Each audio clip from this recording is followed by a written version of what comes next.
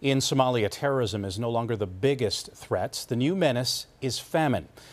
It is one of 4 countries, along with South Sudan, Nigeria, and Yemen, where 20 million people are slowly starving to death. Tonight, we take you inside Somaliland, a self-declared independent region in northern Somalia, where it's clear the famine is being driven by a devastating drought.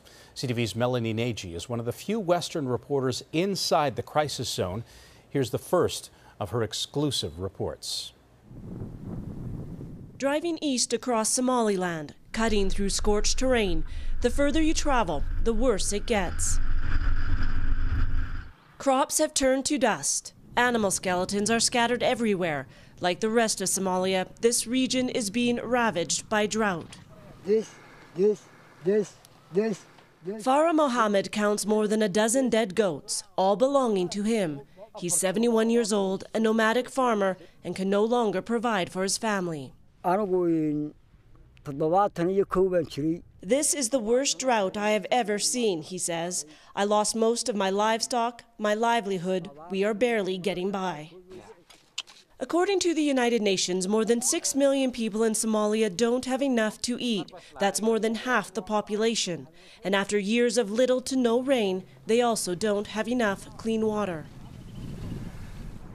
Dry riverbeds and empty wells have forced people to abandon their rural homes. In need of help, they take what belongings they can carry to the nearest village.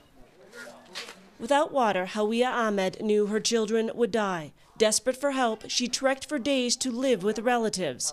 For now, the village they live in has access to water. We share what we have, she says, but we still don't have enough. Everyone is hungry and worried. Humanitarian groups like Save the Children are scaling up efforts to help those in need. But in parts of Somalia, there's a constant threat of violence from the designated terrorist group Al-Shabaab. They block the humanitarian aid. The movement is limited, so there is a bigger problem happening there. Patricia Erb, a longtime children's advocate, traveled from Toronto to assess the drought. She says one of the major challenges is funding. So far, there's not enough money to pay for all the relief efforts. Little children are dying of hunger. There's a food crisis, and we need support to solve this.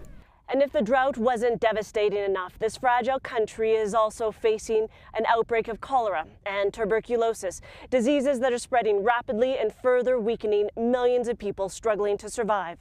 Melanie Nagy, CTV News in the eastern region of Somaliland.